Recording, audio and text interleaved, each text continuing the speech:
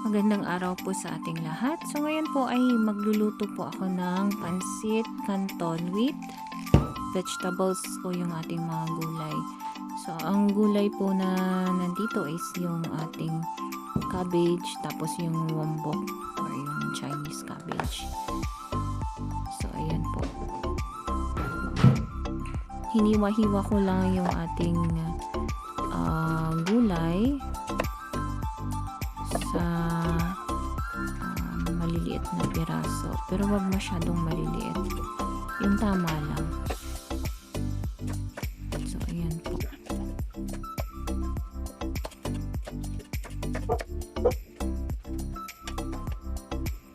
Tapos yung ginagawa ko kasi talagang tinatanggal ko sila isa-isa yung dahon kasi doon ko makikita kung may mga uod ba, ganyan. Kasi minsan kapag hiniwa mo lang siya tapos hindi mo siya talagang tiningnan isa-isa, may nakalagay kasi na or may nakapasok na mga uod. Usually pagka tag-ulan ganun meron. So yan po yung ating cabbage.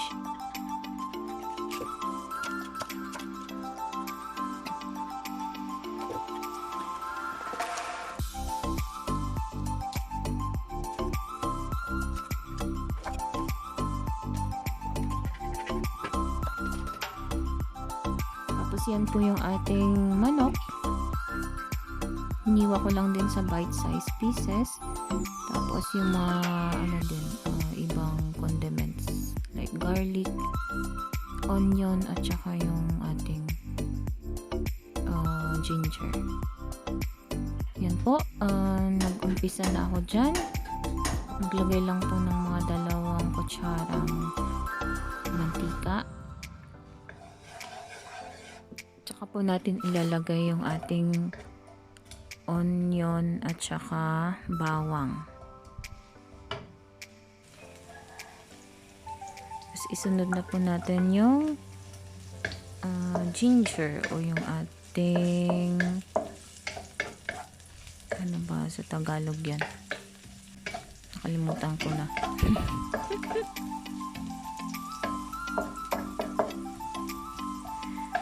Tapos isunod na po natin yung ating manok. Or pwede rin namang gumamit dito ng pork. Kapag wala pong chicken. It's either pork or yung chicken. Tapos lutuin lang po natin sila ng maigi.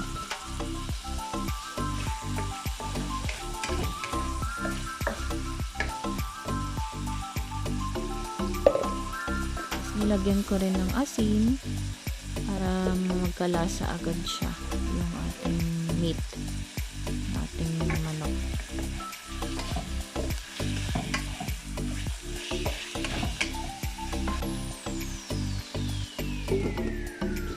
Tinakpan ko po muna. Tapos kailangan lutuin po natin ng maigi itong manok o yung ating meat. Sa akin, nilalagyan ko kasi ng konting tubig para diba? Maluto talaga siya. And then after that, ilagay na po natin yung gulay. Yan po yung ating cabbage at saka yung wombok.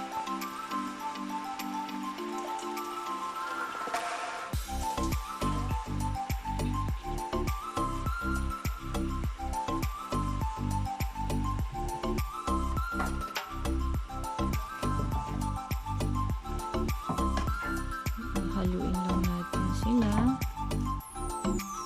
Just mga ilang minuto lang din naman ito.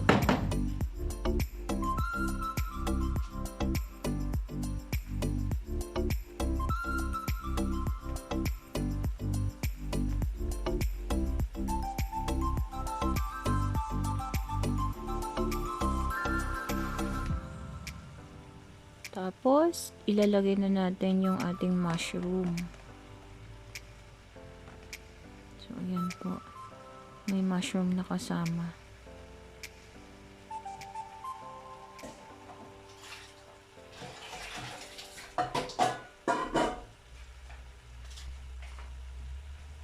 Tapos haluin lang po ulit natin. Ayan. Para maisama siya dun sa para maging even yung pagkakaluto nila.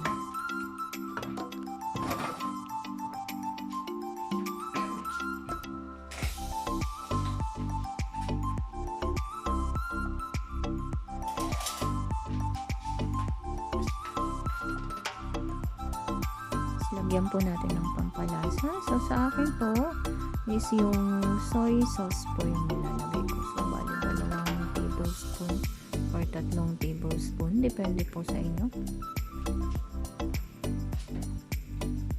2.5. Yan.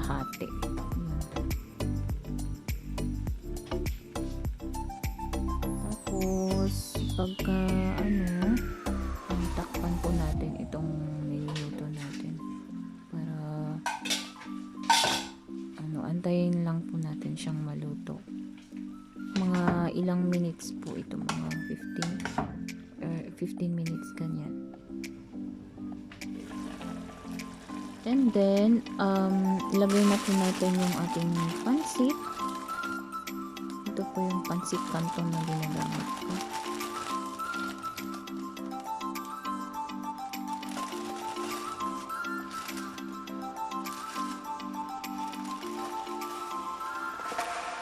Haluin lang din ulit natin.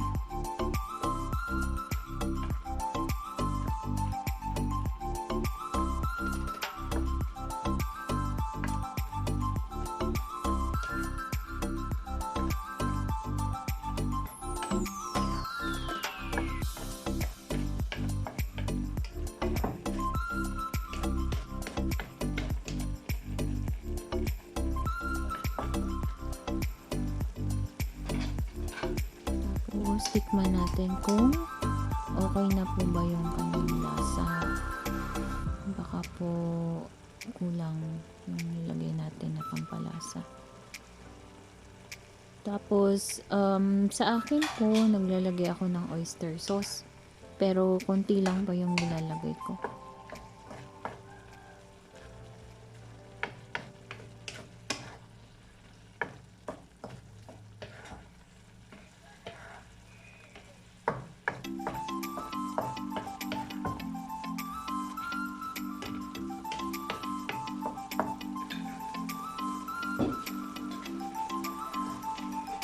Yan po, yung oyster sauce. So, nilagyan ko po siya ng konti. Mga lang po yan. Teaspoon lang po ito. 1 teaspoon.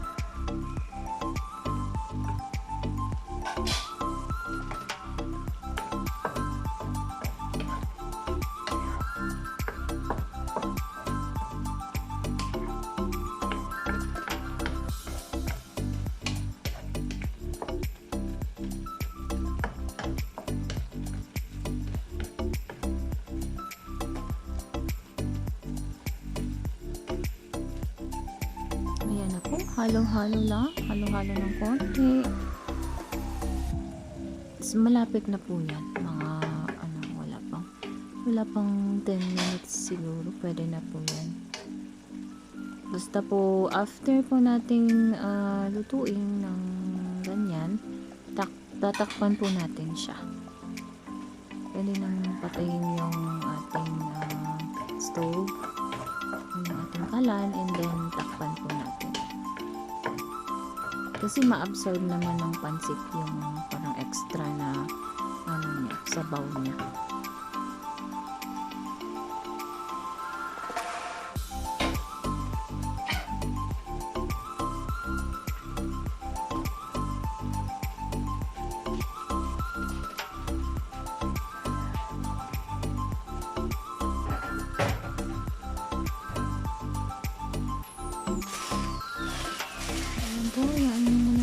Hayaan po muna natin siyang kumulo.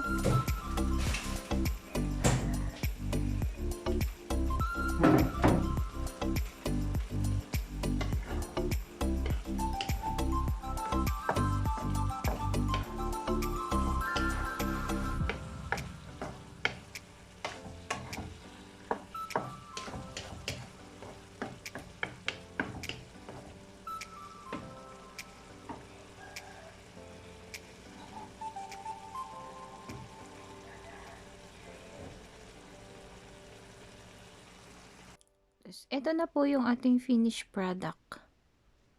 Kain po tayo.